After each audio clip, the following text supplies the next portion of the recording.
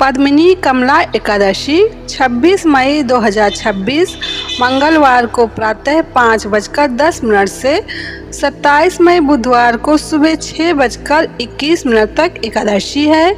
तो उदया तिथि को ध्यान में रखते हुए 27 मई 2026 बुधवार को एकादशी का व्रत उपवास रखें।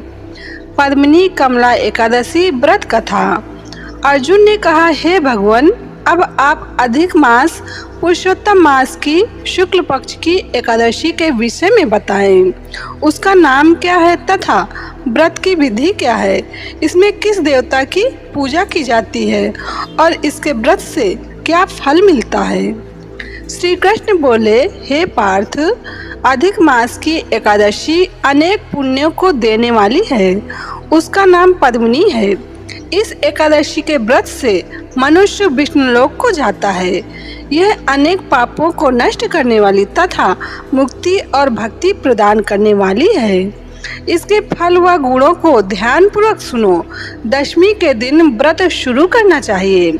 एकादशी के दिन प्रातः नित्य क्रिया से निवृत्त होकर पुण्य क्षेत्र में स्नान करने चले जाना चाहिए। उस समय गोबर, मृत्तिका, तिल, कुश तथा आम्ल चूर्ण से विधि पूर्वक स्नान करना चाहिए। स्नान करने से पहले शरीर में मिट्टी लगाते हुए उसी से प्रार्थना करनी चाहिए, हे मृत्तिके, मैं तुमको नमस्कार करता हूँ। तुम्हारे स्पर्श से मेरा शरीर पवित्र हो। समस्त औषधियों से पैदा हुई और पृथ्वी को पवित्र करने वाली तुम मुझे शुद्ध करो। ब्रह्मा के थूक से पैदा होने वाली तुम मेरे शरीर को छूकर मुझे पवित्र करो। हे शंख चक्र गदाधारी देवों के देव जगन्नाथ, आप मुझे स्नान के लिए आज्ञा दीजिए।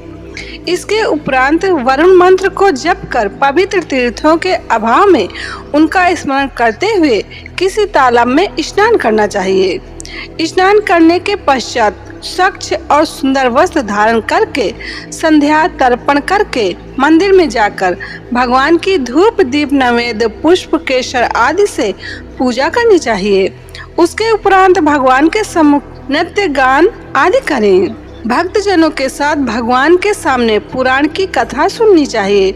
अधिक मास की शुक्ल पक्ष की पद्मिनी एकादशी का व्रत निर्जला करना चाहिए। यदि मनुष्य में निर्जला रहने की शक्ति न हो तो उसे जलपान या अल्पाहार लेकर व्रत करना चाहिए। रात्रि में जागरण करके नाच और गान करके भगवान का स्मरण करते रहना चाहिए। प्रतिपहर मनुष्य को भगवान या महादेव जी की पूजा करनी चाहिए। पहले पहर में भगवान को नारियल, दूसरे में बिल्व फल, तीसरे में सीताफल और चौथे में सुपारी, नारंगी अर्पण करना चाहिए। इससे पहले पहर में अग्नि होम का, दूसरे में वाजपेयी यज्ञ का, तीसरे में अश्वमेध यज्ञ का और चौथे में राजसूय यज्ञ का फल मिलता है। इस व्रत से बढ़कर संसार में कोई यज्ञ, तप, दान या पुण्य नहीं है। एकादशी का व्रत करने वाले मनुष्य को समस्त तीर्थों और यज्ञों का फल मिल जाता है। इस तरह से सूर्योदय तक जागरण करना चाहिए और स्नान करके ब्राह्मणों को भोजन कराना चाहिए। इस प्रकार जो मनुष्य विधि पूर्वक भगवान की पूजा तथा व्रत करते हैं उनका जन्म सफल होता है और वे इस लोक में अनेक सुखों को भोग कर अंत में भगवान विष्णु जी के परम धाम को जाते हैं। हे पार्थ, मैंने तुम्हें एकादशी के व्रत का पूरा विधान बता दिया। अब जो पद्मिनी एकादशी का भक्ति पूर्वक व्रत कर चुके हैं उनकी कथा कहता हूँ, ध्यान पूर्वक सुनो। ये सुंदर कथा पुलस्त जी ने नारद जी से कही थी। एक समय कार्तवीर्य ने रावण को अपने बंदी गृह में बंद कर लिया। उसे मुनि पुलस्त जी ने कार्तवीर्य से विनय करके छुड़ाया। इस घटना को सुनकर नारद जी ने पुलस्त जी से पूछा, हे महाराज, उस मायावी रावण को जिसने समस्त देवताओं सहित इंद्र को जीत लिया, कार्तवीर्य ने किस प्रकार जीता, सो आप मुझे समझाइए। इस पर पुलस्त जी बोले, हे नारद जी, पहले कार्तवीर्य नामक एक राजा राज्य करता था।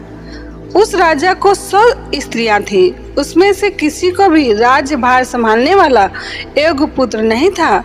तब राजा ने आदर पूर्वक पंडितों को बुलवाया और पुत्र की प्राप्ति के लिए यज्ञ किए, परंतु सब असफल रहे।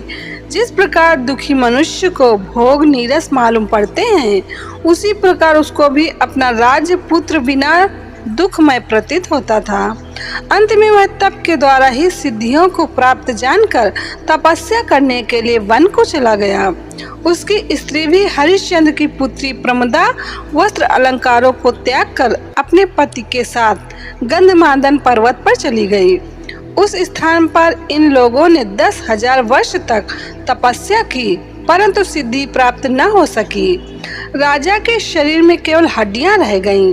यह देखकर प्रमदा ने विनय सहित महासती अनसुईया से पूछा, मेरे पतिदेव को तपस्या करते हुए 10,000 वर्ष बीत गए हैं, परंतु अभी तक भगवान प्रसन्न नहीं हुए हैं जिससे मुझे पुत्र प्राप्त हो।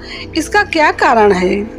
इस पर अनसुईया बोली कि अधिक मास पुरुषोत्तम मास में, जो कि 36 महीने के बाद आता है, उसमें 2 एकादशी होती हैं। इसमें शुक्ल पक्ष की एकादशी का नाम पद्मिनी और कृष्ण पक्ष की एकादशी का नाम परमा है। उसके व्रत और जागरण करने से भगवान तुम्हें अवश्य पुत्र देंगे।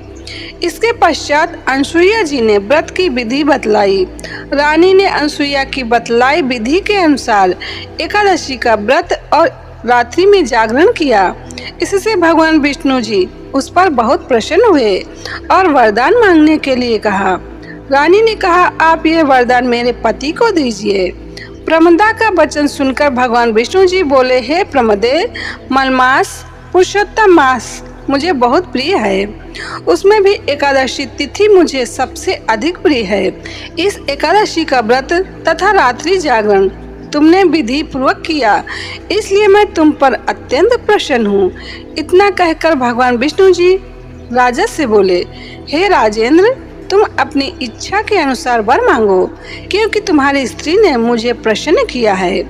भगवान की मधुर वाणी सुनकर राजा बोला, हे भगवान, आप मुझे सबसे श्रेष्ठ, सबके द्वारा पूजित तथा आपके अतिरिक्त देव दानव मनुष्य आदि से अजय उत्तम पुत्र दीजिए। भगवान तथास्तु कहकर अंतर्धान हो गए। उसके बाद वे दोनों अपने राज्य को वापस आ गए। उन्हीं के यहाँ कार्तवीर्य उत्पन्न हुए। वे भगवान के अतिरिक्त सबसे अजय थे। इन्होंने रावण को जीत लिया था। यह सब पद्मिनी एकादशी के व्रत का प्रभाव था। इतना कहकर पुलस्त जी वहां से चले गए। भगवान श्री कृष्ण जी ने कहा, हे पांडुनंदन अर्जुन, यह मैंने अधिक पुरुषोत्तम मास के शुक्ल पक्ष की एकादशी का व्रत कहा है। जो मनुष्य इस व्रत को करता है वो विष्णुलोक को प्राप्त करता है। सनातन पंचांग।